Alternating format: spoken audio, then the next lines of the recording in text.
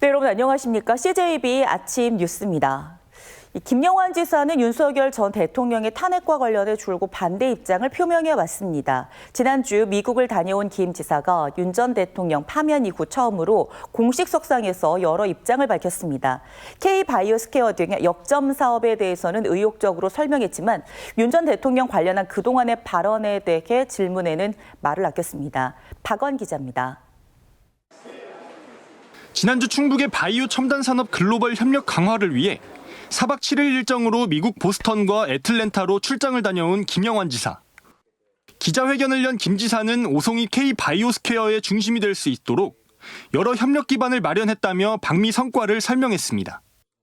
일부 걱정도 내비쳤습니다. 조기 대선이 결정되면서 정부와 협의 단계였던 K-바이오스케어 조성 사업이 여차하면 방향성이 흔들릴 수 있다는 겁니다. 이번 대선 과정을 통해서 여야 할 것 없이 우리의 중요한 정책들이 반영될 수 있도록 최대한 노력을 집중할 것이고 그중에서 중요한 문제가 지금 K-바이오스케어의 문제입니다. 청주공항 민간항공기 전용 활주로 신설과 중부내륙 특별법도 새로운 정부 정책에 반영될 수 있게 추진하겠다고 강조했습니다. 정치 현안에 대한 질문에는 말을 아꼈습니다. 비상계엄을 옹호해 시민단체가 요구한 공식 사과와 공수처 수사권 여부 관련 경찰 고발건에 대해선 즉답을 피했습니다. 또 윤 전 대통령의 재판과 오송 지하차도 참사 관련 국정조사 추진에 대해서도 정치적 중립을 이유로 입을 닫았습니다. 선거의 공정한 관리가 필요한 상황이기 때문에 그 문제는 언젠가 충분히 얘기할 기회가 있다고 생각합니다. 또 재판이 진행되고 있기 때문에 좀 지켜보는 게 필요하다고 생각합니다. 정부의 의대 증원 백지화 결정에 대해서는 줄곧 증원을 요구했던 만큼 굉장히 아쉽다는 반응을 내놨습니다. 의과학자를 늘리고 지역 할당 의료인을 많이 배출해야 한다는 자신의 생각은 변함없다는 겁니다. 윤석열 대통령의 파면에 이은 조기 대선 전국에서 김영환 지사가 파격 발언을 삼가고 신중 모드로 태세를 전환한 것은 분명해 보입니다. CJB 박원입니다. 정부 집계 이래 11년 5개월 만에 악성 미분양 최대치를 기록했습니다.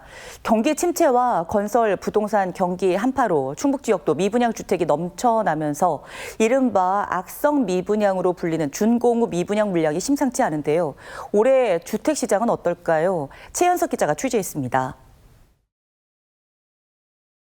건설, 부동산 경기 한파로 올해 1, 2월 분양이 전무했던 충청북도. 최근 청주 테크노폴리스를 시작으로 아파트 분양이 잇따를 전망입니다. 올해 청주 지역에만 예정된 아파트 분양 물량은 13,914가구. 여기에 다른 지역과 임대 아파트 등을 합하면 충북 지역의 올해 분양 물량은 16,000가구가 넘을 것으로 추산됩니다. 문제는 신규 물량이 제대로 소진될 수 있냐는 점입니다. 지난 2월 기준 충북 지역 미분양 주택은 2,404가구에 이릅니다. 악성 미분양으로 불리는 준공후 미분양 주택은 565가구로 전달보다는 40.2%, 지난해 같은 달보다는 무려 161.6% 급증했습니다. 충북을 비롯한 지방으로 미분양이 집중되는 가운데 올해 주택 시장을 가늠할 수 있는 지표입니다. 일부 지역 한두 개 단지 정도는 다 완판치겠지만 나머지는 제가 볼 때 미분양이 많이 나올 거예요. 청주 인구 증가율에 비해서 너무나 분양 물량이 많고 그리고 또 분양가도 사실 많이 올라가 있잖아요. 그래서 분양 입지와 아파트 브랜드에 따라 희비는 있겠지만 불확실성이 여전한 지역 부동산 시장. 수도권과 지역을 분리해 지방은 세제 혜택을 부여하는 등 특단의 조치가 없는 한 미분양 공포는 확대될 것으로 보입니다. CJB 최현석입니다. 충청북도가 미국 관세 정책에 대응하기 위해 도내 8개 경제기관 단체장과 수출 비상 전략 회의를 개최했습니다. 충북에는 반도체와 2차 전지, 자동차 부품 회사가 많이 존재하는 만큼 충청북도는 지역 수출과 관련해 애로사항 등을 공유했습니다. 지난 2월부터 통상 태스크포스를 가동하고 있는 충청북도는 수시로 실태를 모니터링하고 관세 피해 중소기업을 대상으로 500억 원 규모의 자금 지원을 계획하고 있습니다. 청주시의회 김은숙 의원은 어제 열린 임시회에서 5분 자유 발언을 통해 지속 가능한 청주 실현을 위해 행정에 ESG를 도입하자고 제안했습니다. 김 의원은 ESG 조례 제정을 통해 위원회를 구성하고 시민 일상과 연계된 실천 사업을 발굴해야 한다고 덧붙였습니다. ESG는 환경과 사회, 지배 구조를 뜻하는데 지속 가능한 기업 경영의 핵심 요소로 꼽히고 있습니다. CJB는 지난 9일 산불 초동 진화에 쓰이는 산불 진화 장비 보관함의 부실한 관리 실태를 고발한 바 있습니다. 그런데 정작 취재가 시작되자 청주시가 이 보관함을 철거하겠다는 입장을 내놓았고 그 문제점도 아울러 보도했습니다. 보도 이후에 청주시는 입장을 바꿔 보관함을 존치하고 장비를 추가로 구입하기로 했는데요. 앞으로는 제대로 관리가 될지 지켜볼 일입니다. 김민영 기자입니다.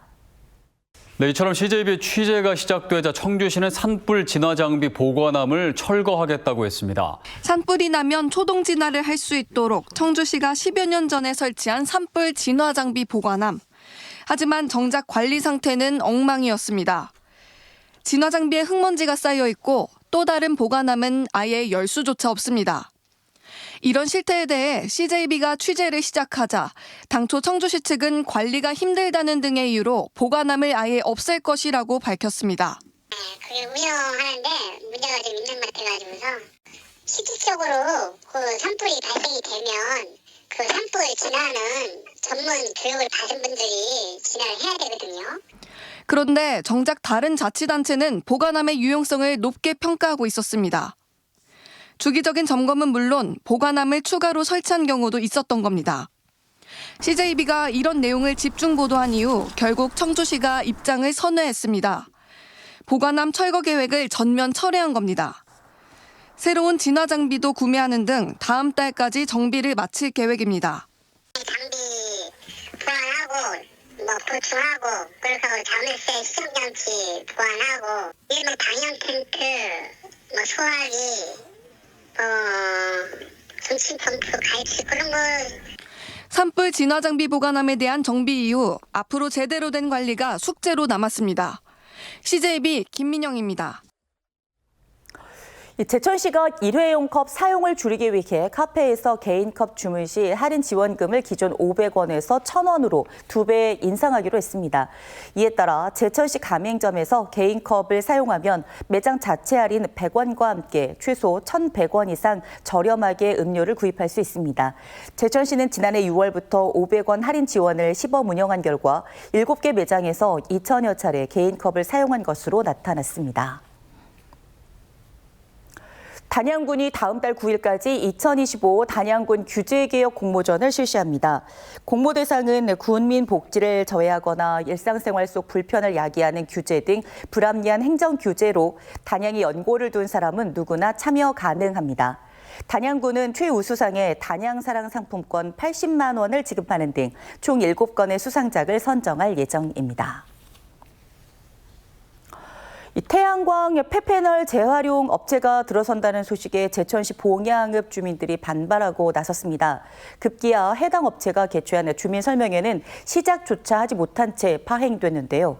안정은 기자가 보도합니다. 제천시 봉양읍 주민들이 마을 초입에 모였습니다. 지난달 태양광 폐패널 재활용 시설이 들어설 수 있다는 소식에 부지 인근에 위치한 장평 1, 2와 1위, 연박 1위 주민들이 대책위를 꾸린 겁니다.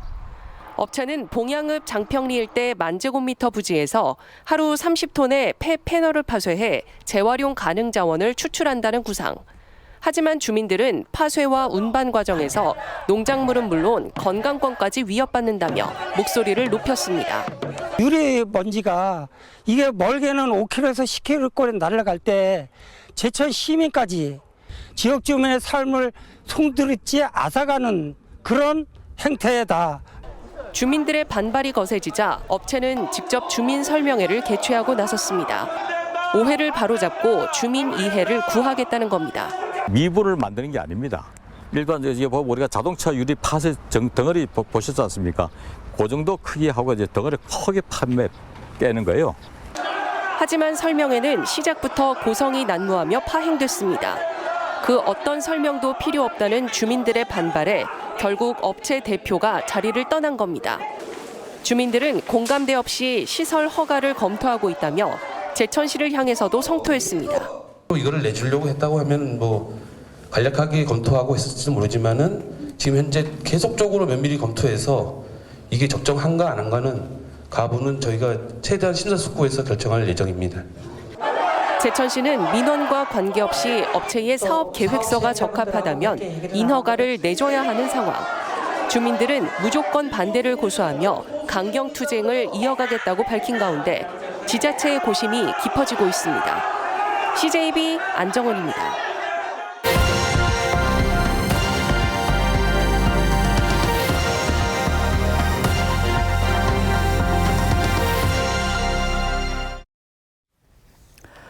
우리나라 최초의 현수교인 남해대교는 1973년에 개통해 말 그대로 근대화의 상징입니다.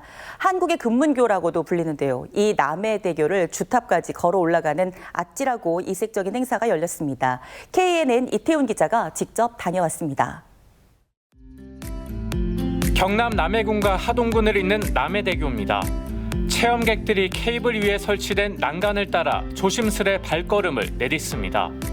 안전고리를 난간에 걸고 10분 정도 올라가자 어느새 주탑 위에 도착합니다. 네, 저는 지금 남해대교 주탑 꼭대기에 올라와 있습니다. 해수면으로부터 80m 높이에 있는데요. 보기만 해도 매우 아찔한 풍경이 펼쳐지고 있습니다. 이순신 장군의 마지막 격전지인 노량해협은 물론이고 저 멀리 광양 제철소와 여수항도 보입니다. 뭐 평생에 이거 잊지 못할 추억인 것 같습니다. 무섭진 않으셨어요? 아주 그냥 재밌습니다. 더 많은 사람들이 이런 체험을 기회를 이렇게 해봤으면 좋을 것 같습니다. 1번 주탑까지는 왕복 260m, 2번 주탑까지는 1100m에 달합니다. 남해대교는 1973년 개통 당시 10만 인파가 몰렸고 한동안 수학여행과 신혼여행지로도 큰 인기를 끌었습니다. 하지만 지금은 옛 명성을 잃은 지 오래고 바로 옆 노량대교가 개통되면서 다리의 기능도 축소됐습니다. 하지만 이번 행사로 우리나라 최초의 현수교로서 존재감을 되살렸습니다. 일명 브릿지 클라이밍이라고 불리는 주탑 오르기 체험은 지역 봄축제 기간을 맞아 시범적으로 이뤄졌습니다. 우리 남해의 관광지를 또 한 번 더 알리고자 진행하게 되었습니다. 이벤트나 행사가 있을 때 진행을 할 계획이고요. 남해군은 앞으로 이 남해대교 주탑 오르기 체험을 지역을 대표하는 관광 콘텐츠로 활용할 계획입니다. KNN 이태훈입니다. 음성군 대소면 성본산업단지에 건물형 태양광 실증센터가 문을 열었습니다. 국비 등 139억 원이 투입된 실증센터는 외장재 화재 시험평가실, 외벽 단위 실증 구조물, 통합평가 실험실 등 인프라를 갖췄습니다. 건물형 태양광 실증센터는 국내 유일 재생에너지 기반의 건축물 안전성 검증 시험 시설입니다. 제천 예술의 전당이 대공연장과 기본시설에 대한 하반기 대관 신청을 접수합니다. 대공연장 대관을 희망하는 공연단체와 개인은 오는 23일에서 29일까지 제천 예술의 전당 홈페이지를 통해 신청할 수 있습니다. 커뮤니티 아트센터와 동명광장 등 기본시설은 다음 달 1일부터 상시 대관 신청을 받습니다. 청주시와 한국전력공사 충북본부가 1인 가구 안부 살핌 서비스 운영을 위한 업무 협약을 맺었습니다. 1인 가구 안부 살핌 서비스는 별도의 센서나 기기 설치 없이 전력 사용량과 통신 데이터로 생활 패턴을 분석하고 이를 통해 평상시와 다른 위험 상황을 감지해 위급 상황에 대응하는 체계입니다. 청주시와 한전은 1인 가구 가운데 원격 계량기를 설치했거나 설치할 수 있는 140세대를 선정해 다음 달부터 시범 운영에 들어갑니다. 청주대 총동문회가 산불 피해 특별 모금 성금 1,000만 원을 CJB에 기탁했습니다. 성금 전달식에는 청주대학교 총동문회 김기혁 상임부회장, 박상배 상근부회장, 전보회 사무실장 등이 참석했습니다. 충북개발공사도 이종구 본부장과 박연상 실장이 CJB를 직접 방문해 성금 500만 원을 기탁했습니다. 기탁된 성금은 충북 사회복지 공동모금회에 전달돼 영남 지역 산불 피해 복구 등에 사용됩니다. CJB 아침 종합 뉴스를 마치겠습니다. 고맙습니다.